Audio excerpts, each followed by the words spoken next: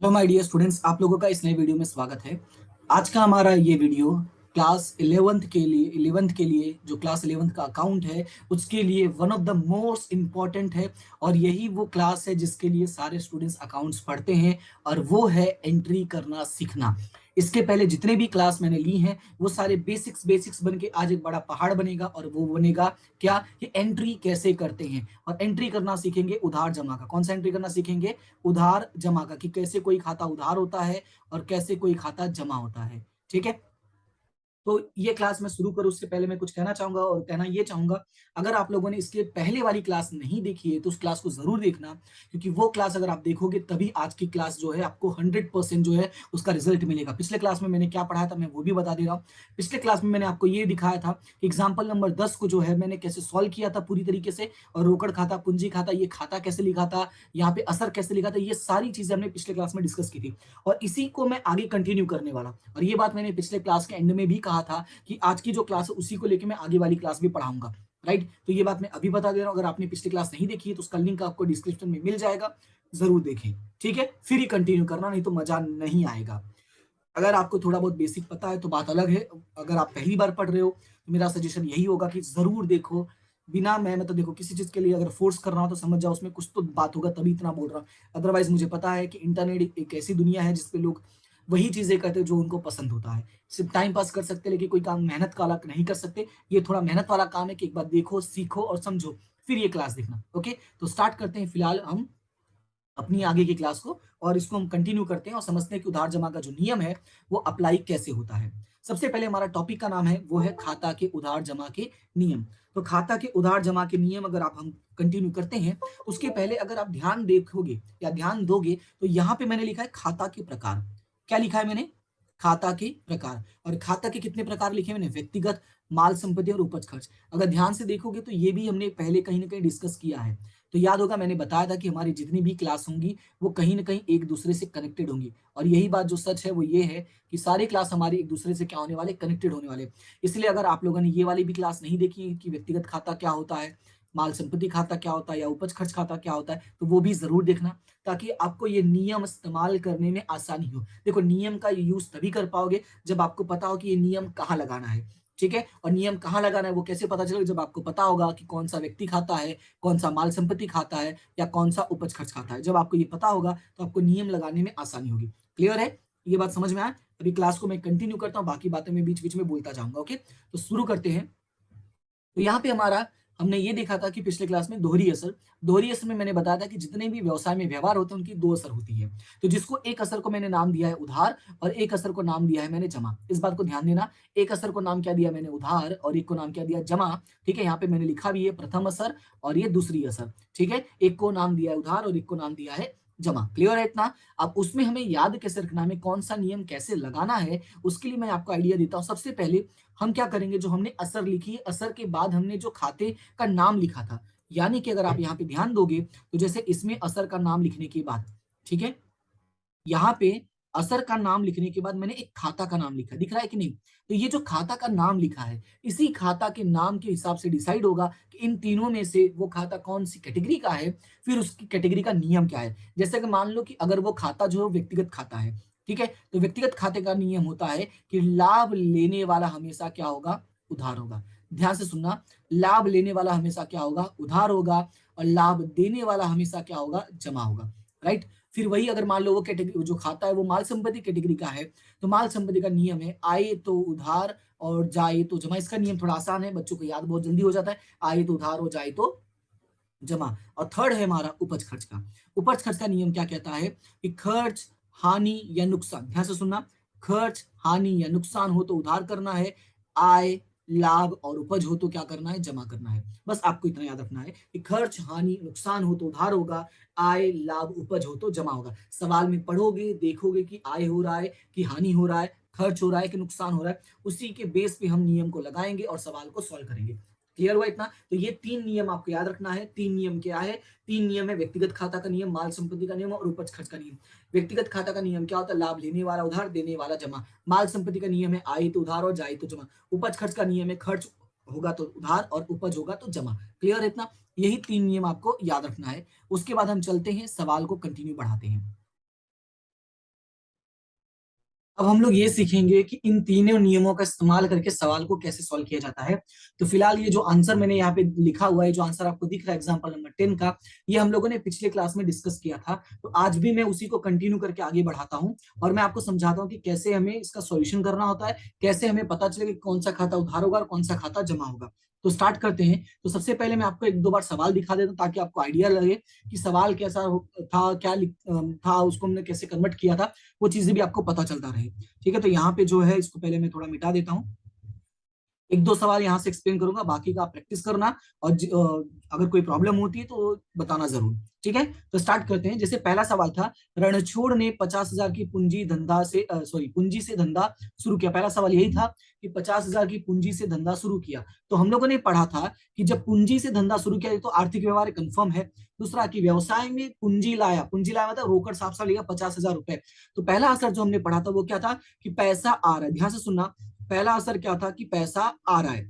जब सवाल में पहला असर था पैसा आ रहा है, तो मैंने यहाँ पे लिखा पैसे के लिए मैंने बताया था कि हम क्या लिखेंगे, रोकड़ खाता लिखेंगे। तो याद रखना, मैं यहाँ पे लिख देता हूँ कुछ बातें। जैसे जहां पे भी पैसा वर्ड आता है या तुम्हें ऐसा लिखता है, ऐसा लगता है सवाल पढ़ के कि व्यवसाय में पैसा आ रहा है, जा रहा है, जो भी जहां पे पैसा तुम्हें लगे वहां पे हमेशा क्या लिखोगे, रोकड़ खाता। क्या लिखोगे, रोकड़ खाता। ठीक है, और जहां पे भी ऐसा लगता है कि सवाल में माल खरीदा है तो वहां पे हमेशा क्या लिखोगे, खरीद खाता। क्या लिखोगे, खरीद खाता। उसी तरीके से अगर सवाल में ऐसा लगता है कि कहीं पे माल हमने बेचा है तो बेचा वर्ड अगर आता है तो उसके लिए क्या लिखोगे, बिक्री खाता। ये तीन चीजें हैं जो आपको याद रखनी है। फिलहाल ये पिछले सवाल में भी काम आया था और आने वाले क्लासों में भी काम आएगा। तो ये तीन नियम जो है वो आपको याद रखना है। ठीक है, फिलहाल अभी कंटिन्यू करते हैं। तो पैसा आ रहा है तो पैसे के लिए मैंने क्या लिखा था, रोकड़ खाता।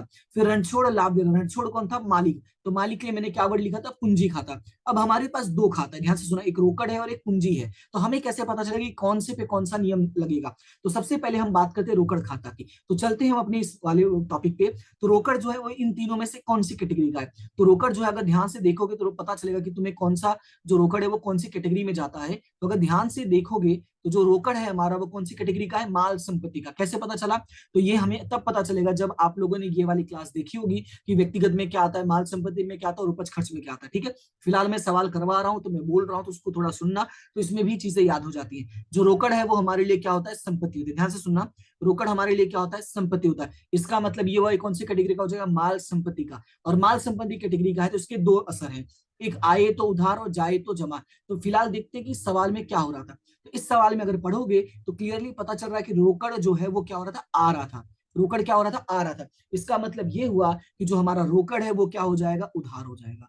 क्या हो जाएगा, हमारा रोकड़ उधार हो जाएगा। क्लियर हुआ इतना, समझ में आया। और अगर थोड़ा सा और कंफर्म करना है या और अच्छे से सीखना है तो उसका एक और तरीका बताता हूँ कि जितने भी मैंने खाते लिखे उनके बाजू में पहले तो तुम ये लिख दो कि वो कौन सी कैटेगरी के हैं। जैसे जो पहला है वो कौन सी कैटेगरी है, माल संपत्ति कैटेगरी का है। ठीक है, तो इससे क्या होगा, आपको याद करना आसान होगा। और जैसे पूंजी खाता है, जो पूंजी खाता है वो कौन सी कैटेगरी का है, व्यक्तिगत का। ये हमने बात पढ़ा था कि जो पूंजी है वो मालिक के लिए बड़ी यूज होता है और मालिक क्या है, व्यक्ति, तो इसलिए कौन सा खाता हो जाएगा, व्यक्तिगत खाता। अब व्यक्तिगत खाते का नियम क्या है वो चलते हैं देखते हैं। तो व्यक्तिगत खाते का अगर नियम देखेंगे तो हमें पता है लाभ लेने वाला उधार होता है और देने वाला जमा होता है। तो यहाँ पे जो मालिक है वो क्या कर रहा है, मालिक व्यवसाय को पैसा दे रहा है और पैसा दे रहा है मतलब लाभ दे रहा है। और इसी वजह से यहाँ पे क्या हो जाएगा, व्यक्तिगत खाते जमा, यानी कि पूंजी खाते क्या हो जाएगा, सॉरी, पूंजी खाते जमा हो जाएगा। ठीक है, तो यहाँ पे हम क्या लिखेंगे, पूंजी खाते जमा। क्लियर हुआ इतना। तो पूरी तरह से अगर हमारा आंसर देखोगे तो क्या बनेगा कि रोकड़ खाता उधार हुआ है और माल, अरे पूंजी खाता क्या हुआ है, जमा। क्लियर हुआ इतना। ये जो मैंने यहाँ पे लिखा है ये तुम्हारा सबसे इंपॉर्टेंट पार्ट है, यही तुम्हें मेन सीखना है। खाता लिखना, खाते को पहचानना और उसके बाद खाते का नियम इस्तेमाल करना। ध्यान से सुनना, तो मैं तीन बातें लिख देता हूं जो तुम्हें याद रखना है। पहला तो ये है कि कौन सा खाता आएगा उसका नाम लिखना, यानी खाता का नाम लिखना। असर लिखना आ गया है, वेरी गुड, पर एक एग्जैक्ट नाम लिखना सीखना होगा। तो मैं यहाँ पे लिख देता हूं एग्जैक्ट नाम। एग्जैक्ट नाम लिखना सीखना पड़ेगा। उसके बाद क्या करोगे, ये पहचानना होगा कि खाते कौन सी कैटेगरी का है। तो यहाँ पे मैं लिख देता हूँ खाते की पहचान। क्या सीखना होगा, खाते की पहचान। उसके बाद अगला काम करना है, तुम्हें बस नियम इस्तेमाल करना है। क्लियर है इतना। तो ये तीन स्टेप अगर आप करते हो तो आपको सवाल पूरी तरीके से समझ में आ जाएगा। तो खाते का नाम तो मैंने पहले लिख दिया था, हमें करना क्या है, बस खाते की पहचान और नियम इस्तेमाल करना है। अगर आपको ये देखना कि खाते का नाम कैसे लिखा था तो उसके लिए प्रीवियस वाली क्लास जरूर देख लेना, लिंक आपको मिल जाएगा। थोड़ा सा मेहनत कर लो। ठीक है, क्योंकि अगर एक ही सवाल मतलब एक ही टॉपिक को मैं बार बार एक्सप्लेन करूंगा तो टाइम ज्यादा वेस्ट होगा, और इतना तो बच्चे क्लास में नहीं सुनते हैं यार, तुम तो ऑनलाइन पढ़ रहे हो, तो थोड़ा सा तुम्हें ये बात समझना पड़ेगा। ओके, तो फिलहाल चलते हैं अगले क्वेश्चन पे। अगला क्वेश्चन था 20,000 रुपए बैंक ऑफ बड़ौदा में भरा। क्या था सवाल? 20,000 रुपए बैंक ऑफ बड़ौदा में भरे। तो यहाँ पे बैंक ऑफ बड़ौदा में भरा, तो इसमें क्या होगा वो देखो। जो हमने बैंक ऑफ बड़ौदा में बैंक ऑफ बड़ौदा में पैसा भरा था, उसमें क्या हुआ, तो पहला तो ये बात कंफर्म हो गया था कि ये रोकड़ खाता का है, और इसी वजह से हमने देखा कि पैसा आ रहा है कि जा रहा है। तो जैसे ही हमें पता चला रोकड़ खाता का, हमने सीधा पैसे पे फोकस किया। तो जब हम पैसा बैंक में भरते हैं तो पैसा क्या हो रहा है, जा रहा है। क्लियर इतना? और दूसरा क्या था, बैंक यहाँ पे लाभ ले रहा है, क्योंकि बैंक ने हमें उसके बदले में कुछ दिया नहीं था।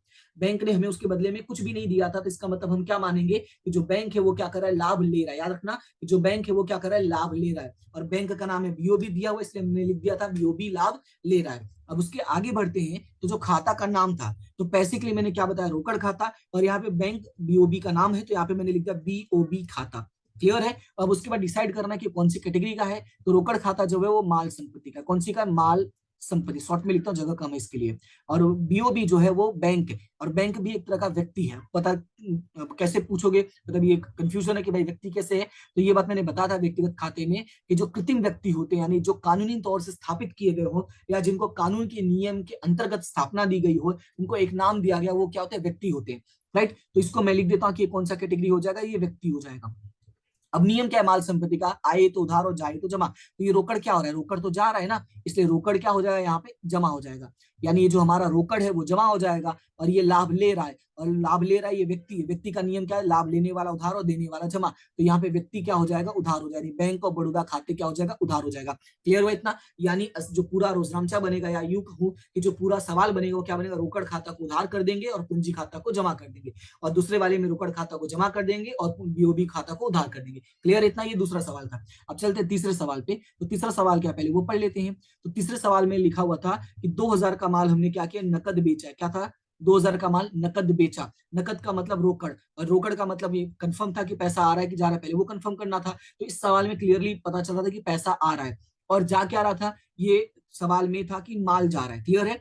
पैसा आ रहा था तो उसके बदले में क्या गया था, उसके बदले में माल गया था। और माल गया था, क्यों गया था माल, क्योंकि हमने माल बेचा था। और मैंने अभी समझाया कि जब भी सवाल में लिखा होगा बेचा, तो उसके लिए हम क्या वर्ड यूज करेंगे, उसके बदले हम वर्ड यूज करेंगे बिक्री। क्लियर है? उसके लिए क्या वर्ड यूज करेंगे हम, बिक्री। तो यहाँ पे जो है वो बिक्री खाता है। तो हमारे पास दो आए, एक रोकड़ आया और एक बिक्री आया। ध्यान से सुनना, जो रोकड़ आया और बिक्री आया, रोकड़ आया कौन सी कैटेगरी का, ये है माल संपत्ति।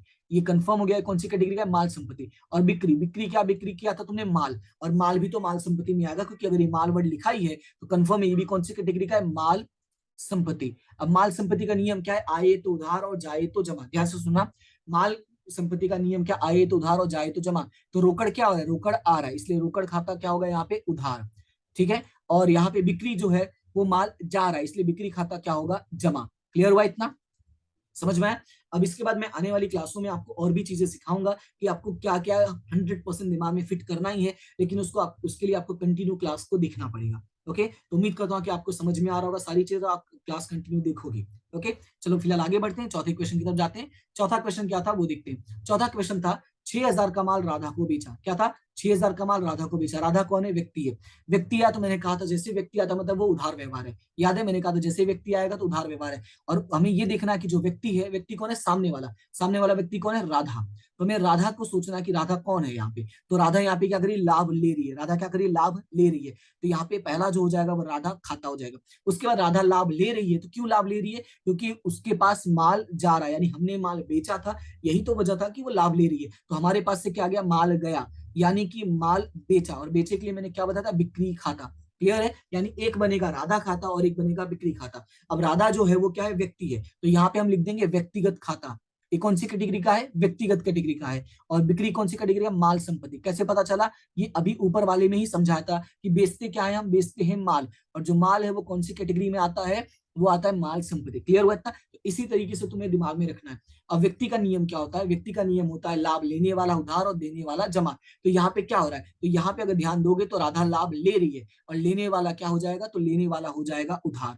यानी राधा खाता क्या हो जाएगा, उधार, और बिक्री खाता क्या हो जाएगा, जमा। क्यों बिक्री खाता जमा होगा, क्योंकि बिक्री में माल जाता है, और माल संपत्ति का नियम है जाए तो जमा। क्लियर हुआ इतना? अब देखो इन दो सवालों पे अगर ध्यान से देखोगे तो दोनों में बिक्री खाता क्या हुआ है, जमा हुआ है। तो एक बात और याद रख लेना क्या याद रखना है कि हमेशा, ध्यान से सुनना, कि बिक्री खाता जो है वो हमेशा क्या होता है, जमा होता है। याद रखना कि बिक्री खाता क्या होगा, हमेशा जमा होगा, ये याद रखना, क्योंकि बिक्री का मतलब होता है माल बेचना, और बेचने में क्या होता है, माल जाता है। इसलिए जहां पर भी बिक्री बढ़ाता है या जहां पे भी बेचा बढ़ाता है, समझ जाना वो हमेशा क्या होगा, जमा। तब तुम्हें सिर्फ उधार वाला ही सोचना है। क्लियर हुआ इतना? तो ये 5 सवाल 4 सवाल करने के बाद एक नियम था, ये जो तुम्हें 100% परमानेंट याद रखना ही रखना है। ओके, चलते हैं 1-2 सवाल और देखते हैं, तो कुछ और नियम शायद आ जाए। तो उसके बाद क्वेश्चन नंबर 5 है, तो चलते हैं क्वेश्चन नंबर 5 की तरफ। तो पांचवा क्या था, तो उसके लिए पहले ये मैं मिटा देता हूँ, थोड़ा जगह खाली होगा तो दोबारा पढ़ने में आसानी होगी।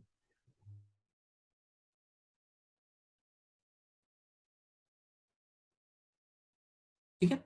अब पहला सवाल है यहाँ पे, मतलब जो पांचवा नंबर है, कि 1,000 रुपए का माल नकद खरीदा। देखो इसमें आया है खरीदा, और कैसे खरीदा, नकद खरीदा। नकद का मतलब रोकड़। अब रोकड़ इसमें क्या होगा, तो रोकड़ इसमें जा रहा है, क्यों जा रहा है, क्योंकि हमने खरीदा। तो हमने खरीदा, तो इसका मतलब ये होगा कि पैसा जा रहा है, और हमने खरीदा, क्या खरीदा हमने, माल। तो माल क्या हो रहा है, आ रहा है। और खरीदा के लिए मैंने क्या बताया था, क्या लिखे, सॉरी, खरीदा के लिए मैंने क्या बताया था, हम लिखेंगे खरीद खाता। क्या लिखेंगे, खरीद खाता। और पैसा के लिए मैंने बताया था रोकड़ खाता। तो दो असर हो गया, एक रोकड़ खाता हो गया और एक खरीद खाता हो गया। तो जो रोकड़ है वो कौन सी कैटेगरी का है, वो है माल संपत्ति। रोकड़ कौन सी कैटेगरी है, माल संपत्ति। और ये जो खरीद में है वो भी कौन सी कैटेगरी का है, माल संपत्ति। कैसे, क्योंकि रोकड़ खरीद में हम क्या आता है हमारे पास, माल। और इसका मतलब ये हुआ कि अगर खरीद जो है वो माल से जुड़ा हुआ है, तो ये भी तो माल संपत्ति का ही हो गया।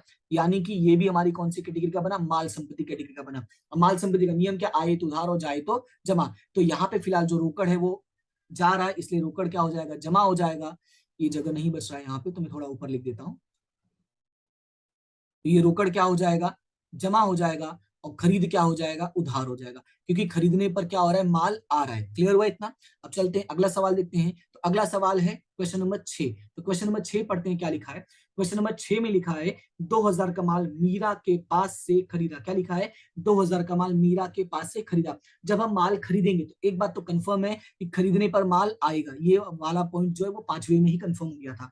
दूसरा ये है, मीरा नाम लिखा, मीरा मतलब उधार व्यवहार। तो यहाँ पे चलते हैं और समझते हैं क्या होगा। मीरा का मतलब हो गया उधार व्यवहार, और उधार व्यवहार का मतलब ये हुआ कि सामने वाला या लाभ लेगा या तो लाभ देगा। तो हमने क्या किया, माल खरीदा है, अगर अगर हम खरीद रहे हैं तो सामने वाला हमें क्या करेगा, लाभ देगा। राइट, तो सामने वाला कौन है, मीरा। तो यहाँ पे नाम क्या लिख दिया, मीरा खाता। और माल आ रहा है, और माल क्यों आ रहा है, क्योंकि हमने माल क्या किया था, खरीदा था। राइट, तो मैंने बताया था जहां पे हम खरीदेंगे तो वहां पे मैंने क्या बताया था, क्या लिखने के लिए, खरीद खाता। ध्यान से सुनना, जब माल आ रहा है, क्यों माल आ रहा है, क्योंकि हमने माल खरीदा था, और खरीदा के लिए मैंने क्या बोला था, खरीद खाता। क्लियर इतना? तो अब ये मीरा और खरीद खाता दो नाम आ गया है। तो जो मीरा है वो कौन है, व्यक्तिगत है। मीरा कौन है, व्यक्तिगत है, यानी व्यक्ति है। और जो खरीद है ये हमारा माल संपत्ति है। राइट, ये अभी ऊपर वाले सवाल में भी कंफर्म हुआ था, क्योंकि खरीदा क्या हमने, माल। क्लियर हुआ इतना? तो अब यहाँ पे क्या करोगे, मैंने बताया था कि व्यक्ति आए तो उसका दो नियम है, एक लेने वाला उधार, देने वाला जमा। तो यहाँ पे जो व्यक्ति है वो क्या कर रहा है, फिलहाल दे रहा है। तो लाभ देने वाला यहाँ पे, यानी मीरा खाता क्या हो जाएगा, जमा हो जाएगा।